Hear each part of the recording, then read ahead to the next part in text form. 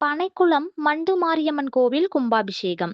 தர்மபுரி மாவட்டம் பாப்பாரப்பட்டி அடுத்த பனைக்குளம் கிராமத்தில் பிரசித்தி பெற்ற மண்டு மாரியம்மன் கோவில் கும்பாபிஷேகம் விழா இன்று வெகு சிறப்பாக நடந்தது.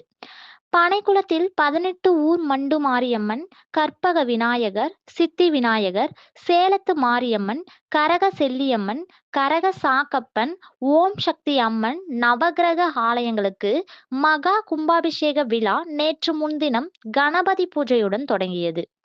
விழாவானது இன்று அதிகாலை கோமாதா பூஜை, ஸ்ரீ கணபதி ஹோமம், கலச ஆராதனை, நவகிரக ஹோமம், பஞ்ச சூக்த ஹோமம், துர்கா சகஸ்ரநாமம், மகா சாந்தி ஹோமம், வேத பாராயணம் முழங்க பூர்ணாஹதி நடந்தது.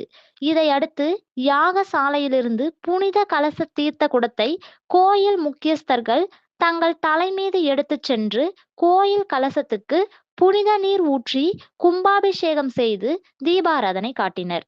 பின்னர் கலசத்துக்கு ஊற்றிய புனித நீர் பக்தர்கள் மீது தெளிக்கப்பட்டது.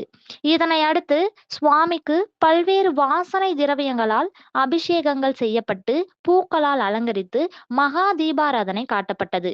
சுவாமிகள் சிறப்பு அலங்காரத்தில் பக்தர்களுக்கு அருள் பளித்தனர். இந்த விழாவில் ஏராள பக்தர்கள் கலந்து கொண்டு சுவாமி தரிசனம் செய்தனர். விழாவிற்கான ஏற்பாடுகளை கோயில் விழா குழுவினர் செய்திருந்தனர்.